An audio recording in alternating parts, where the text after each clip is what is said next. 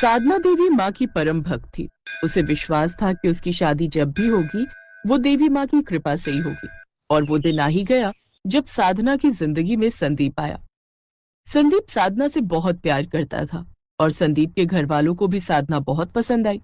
सबने साधना के लिए हाँ कह दी और संदीप और साधना की शादी हो गई।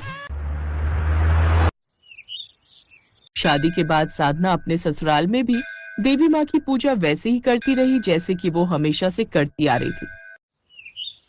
सुबह के 5 बजे साधना उठी और नहा धोकर माँ दुर्गा की पूजा करके रसोई घर में चाय बनाने लगी। अरे साधना बहू, अभी तो सुबह के 5 बजे हैं। तुम इतनी जल्दी जाग गई? थोड़ी देर बाद उठ जाती बहू।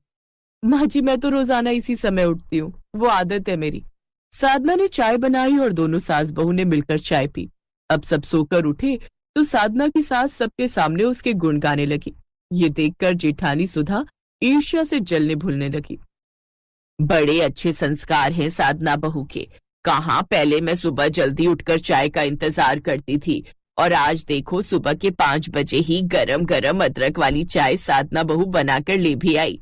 मैं तो हमेशा से ऐसी ही बहू चाहती थी जो सुबह जल्दी उठकर पूजा पाठ करने वाली हो, सबका ख्याल रखने वाली हो।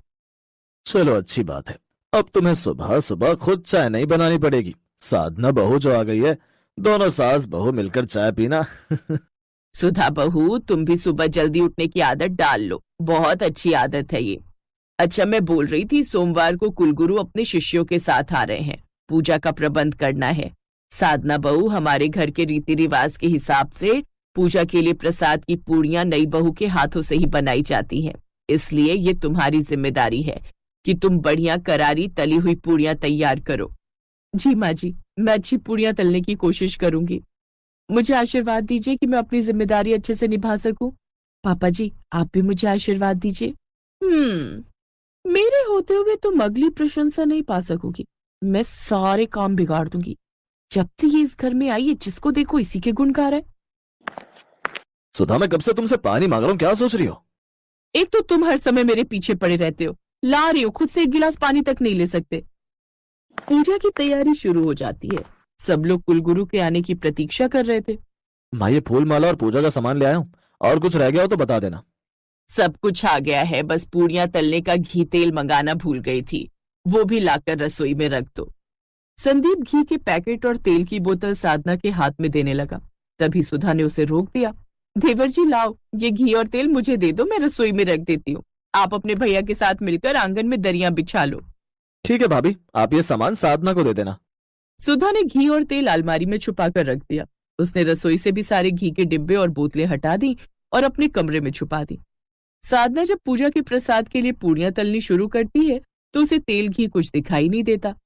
साधना बहू, सारा प्रसाद बन चुका है, अब रिवाज के अनुसार पूड़ियां तुम्हें तलनी है। अच्छा, मैं जा रही हूँ, तुम्हारे बाबूजी बुला रहे हैं, लगता है कुलगुरु जी आ गए। तुम जल्दी जल्दी पूड़ियां बना लो। साधना, मैंने घी और तेल सुधा भाभी को दे दिया था, उन्होंने तुम्हें दे दिया ना? हाँ, आया माँ। अच्छा, तो घी और तेल साधना भाभी ने रखा है, मैं भी बेकार में परेशान हो रही थी। सुधा भाभी है कहाँ? वो रही। सुधा भाभी, आपने तेल और घी कहाँ रखा है? रसोई में ही होगा, मुझे क्या पता। बाबूजी बुला रहे हैं, मैं उन्हें फूल दे आऊं। तुम जल्दी जल्दी पूड़ियां बना लो, फिर लेट हो जाएगा। अब क्या करूं, तेल घी कहाँ से लाऊं? सबके सामने जाकर पूछा तो अच्छा नहीं लगेगा। हे माता रानी, हे देवी मैया, मेरी मदद करो। यदि मैंने आपकी सच्चे मन से पूजा की है तो आज मैं आपका नाम लेकर पानी में पूड़ियां तलूंगी। मुझे आप पर विश्वास है कि आप चमत्कार जरूर करोगे। जय माता दी। जितना मर्जी अपनी देवी माँ को याद कर ले, वो तेरी मदद कभी नहीं करेंगी। ऐसे भगवान कभी मदद नहीं करते। ये सब कहने की बातें हैं। वैसे देखती हूँ कि ये पानी में पूड़ियां तलेगी कैसे। साधना माँ दुर्गा को मन ही मन याद करके पूड़ियां पानी में तलने लगती है। देवी माँ चमत्कार करती हैं और पानी की कढ़ाई में पूड़ियां तलनी शुरू हो जाती हैं। साधना की आंखों में खुशी के आंसू थे। वो देवी माँ को धन्यवाद कहकर जल्दी जल्दी गरम गरम पूड़ियां तलकर निकालने लगती है। सुधा हैरान रह जाती है कि ये सब चमत्कार कैसे हो रहा है। साधना सबके लिए पूड़ियां लेकर जाती है। कुलगुरु अपने शिष्यों के साथ भोजन करना प्रारंभ करते हैं। महाराज, ये हमारी नई बहू साधना है, हमारे छोटे बेटे संदीप की पत्नी। आज रीति रिवाज के अनुसार पूड़ियां इसी ने बनाई हैं। अच्छा, कई बार मैंने भोज पर तेल और घी की तली पूड़ियां खाई हैं, पर पानी में तली पूड़ियां पहली बार खा रहा हूं। पानी में तली पूड़ियां महाराज? क्यों बहू, मैं सही कह रहा हूं ना? तुम पर देवी माँ की बहुत कृपा है। आज मुसीबत के समय उन्होंने तुम्हारी मदद की है ना। महाराज जी, आप तो सब कुछ जानते हैं। हाँ, आज अगर देवी माँ चमत्कार ना करती तो मैं आज आप सबके लिए भोजन के लिए पूड़ियां कभी नहीं बना पाती। साधना बहुत अच्छी है।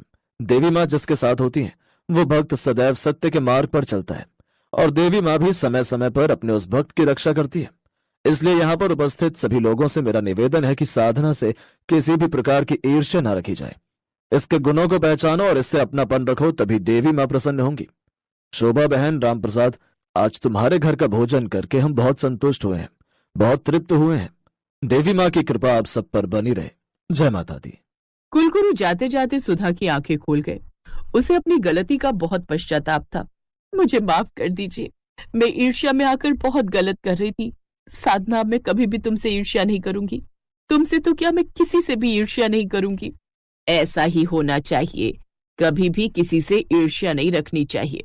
साधना बहू, आज माता रानी ने जो चमत्कार किया है उसे देखकर मन में विचार आ रहा है कि हमें धन्यवाद में उनके नाम का जागरण रखवाना चाहिए, उनके नाम का जयकारा लगवाना चाहिए।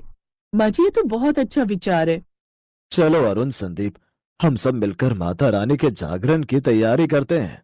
सब मिलकर माता रानी के नाम का जागरण करते हैं। सुधा अपने व्यवहार को बदलती है और साधना के साथ मिलजुल कर